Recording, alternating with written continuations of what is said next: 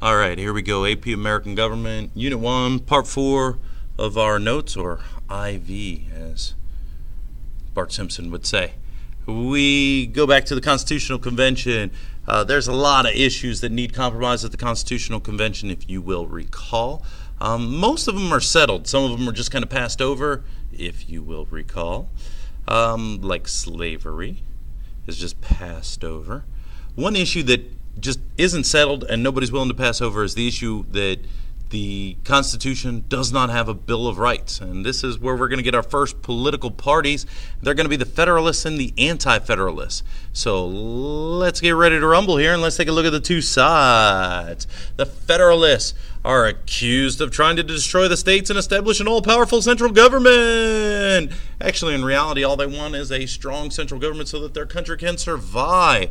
They don't want to destroy anything. They're trying to make it better. And on the other side, you have the Anti-Federalists. Boo. The Anti-Federalists get their name from the Federalists, and it's actually brilliant strategy because people look at the name Anti-Federalists and think they have a lack of national pride.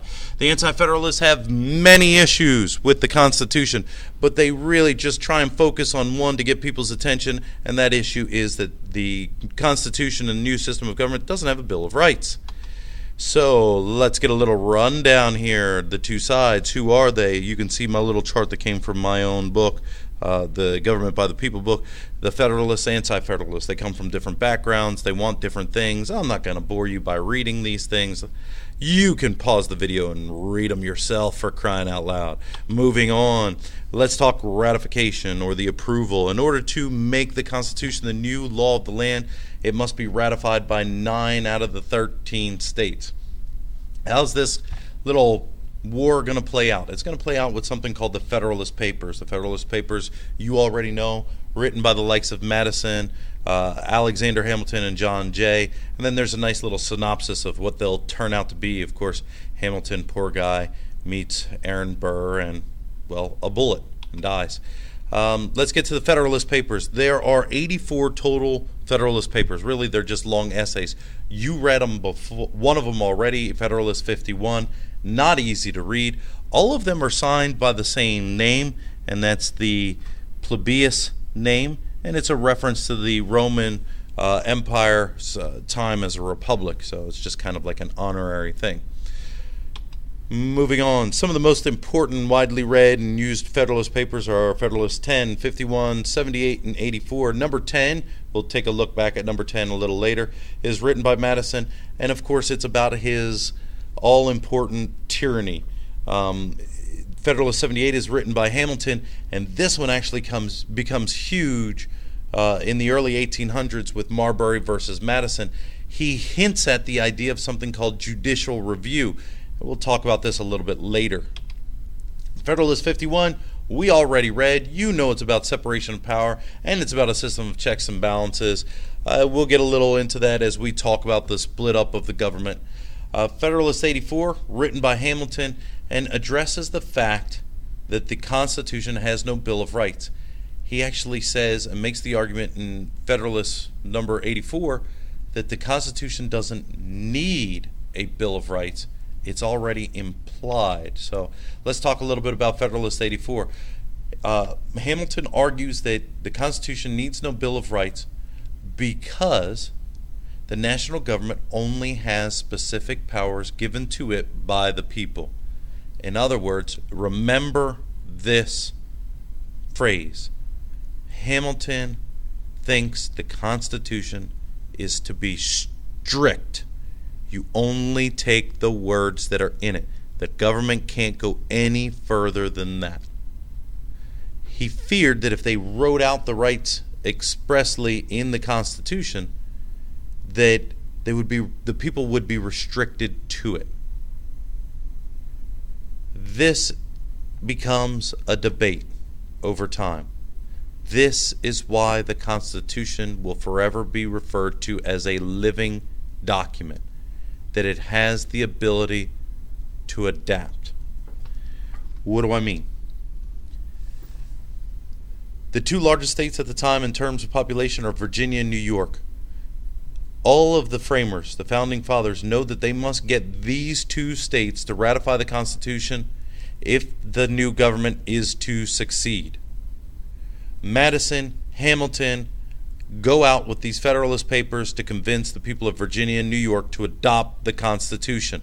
Madison is from Virginia. He gets there, addresses the state constitution, and he talks a whole bunch of nonsense, and he does his politics, but he leaves the big bang for the end. He says, if you adopt this, the first order of business of the new government will be to create a Bill of Rights. The result of the state legislature is they approve ratification by 10 votes. Up in New York, you got Hamilton doing the same thing that Madison did down in Virginia, but they're going to come after Virginia. Hamilton waits until Virginia approves, gets the news rushed up from Virginia to New York, and says, hey, look, Virginia did it. Why won't you? They have as much to lose as you do. And they end up approving by only 3 votes. You can take a look at my nice little chart here that I pulled from my textbook of who approves when. Those jerks in Delaware beat my home state of Pennsylvania by a mere days. I hate them so very much. But you can see down here towards the bottom of the list, you see Virginia, New York. One right after the other, about a month apart from one another. Notice that Rhode Island is the last to approve, and they approve in 1790. They're part of the United States before they ever approve the government system. They had the most to lose. Their way of handling banking would not have gone well in the new system, so that's why they didn't want to approve it. So they're the last ones. They hold out to the very end. Jerks.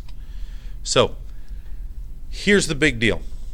The Constitution, in order to have a Bill of Rights, has to be amended.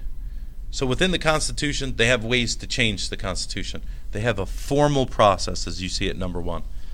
Unfortunately, through time, we've informally amended the Constitution, which wasn't really supposed to happen. It was never outlined in the Constitution. Let's take a look at these things. The Bill of Rights, the first amendments to the Constitution, the first 10 amendments, you can see a nice little synopsis there. You know some of them. First Amendment, freedom of speech, freedom of the press, the right to assemble, peaceably assemble, the right to petition the government for redress of grievances. All of those things are part of the First Amendment. Freedom of religion, all those happy things which are supposed to be part of your natural rights. These amendments were approved the way the Constitution says to approve them. However, it ain't easy, right? In order for an amendment to occur, there are 2 ways for it to start. In actuality, it's only ever started one way, and it's always started in Congress. Your 2 ways are that either it starts in Congress, where both houses have to approve a two-thirds of each house proposed idea, and then from there it would go down to the state legislatures. And it can go to a state convention, but that's only ever happened once. And we'll talk more detail about that later on. Ratification, and in order for that proposal by the 2 houses of Congress to move forward, you have 2 choices, and I'm going to show you a nice little diagram. It's in your textbook as well. It goes to the state legislatures, and 3/4 of them have to approve, or state conventions have to convene, and 3/4 of them have to approve. Let me come back to this one because I want to get to the picture. Here on this picture, this is what you really see. This is how you amend the Constitution the formal way. As you can see on top, this is the way it has happened every single time. It starts here in Congress. One time, it didn't go to the state legislatures for approval, an amendment. It went to state conventions only one time. And of course, that one time that it happened was for the greatest amendment to the Constitution ever, the 21st Amendment. So let's get to the informal. So I'm going to back up a little bit. Informal ways to amend the Constitution are ways that the Constitution has changed because of actions that have occurred. The number 1 most noted thing is judicial interpretation. This is set up by a Supreme Court case, Marbury versus Madison, and we'll get into more detail in a little bit. the way politics has changed over time, the way the Electoral College, and we'll talk about this in class and see how much you know, the way the Electoral College works as opposed to how it was supposed to work and written in the Constitution are very different. And that has changed the Constitution. It's an amendment to the Constitution, a real change. Technology has forced us to change. We don't vote with pen and paper anymore. We can vote electronically, right? Computers, electronics, the way we communicate has absolutely changed the way we view the Constitution and allow the Constitution to operate this government. And then finally, the last informal way to change the Constitution is because of the increasing demands on our policymakers about domestic and foreign policy. This is a direct tie to technology. So what I'm going to do is I'm actually going to stop right there with this beautiful picture that really addresses the 19th Amendment, the worst amendment ever. We'll pick up with part 5 of your notes later. But ask your questions. Do a little research. I am going to hound you about this Electoral College thing.